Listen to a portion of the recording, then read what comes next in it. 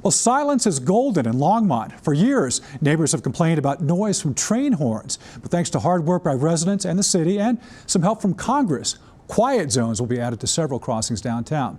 Denver 7's Lance Hernandez joins us. And Lance, hopefully that huge grant will quiet these critics. It's a $4 million grant, and it is big. It will go a long way toward making the noisy crossings much quieter.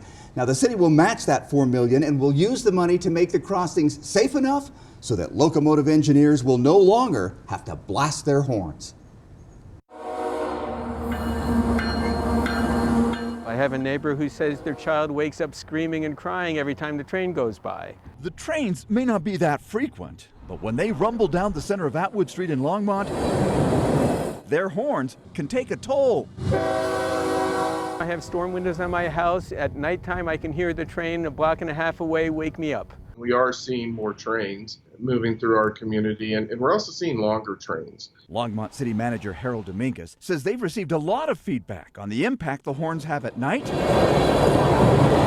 and on nearby schools during the day. He says the $4 million grant just announced by the feds will give them the ability to address the noise at 15 crossings. We're looking at options that would include 4 gates, so you'd have gates on each approach and departure of the track. And then there's some locations where we'll have a combination of medians, gates, lights, flashers. So there's several different treatments that we'll be utilizing through our project. Teenagers Peter Kubiak and Andrew Harrison shot the train video used in this story.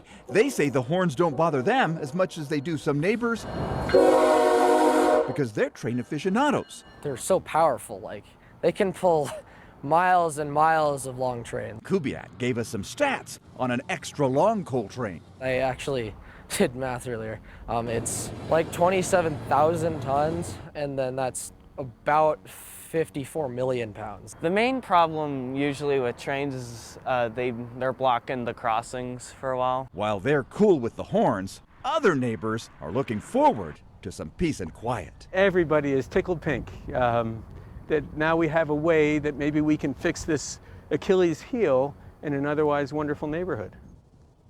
Now, the city has been working with BNSF Railroad to make the quiet zones a reality. The city manager says they're looking at a 4-year project to get it done. Tom? Sweet silence. All right, thank you, Lance.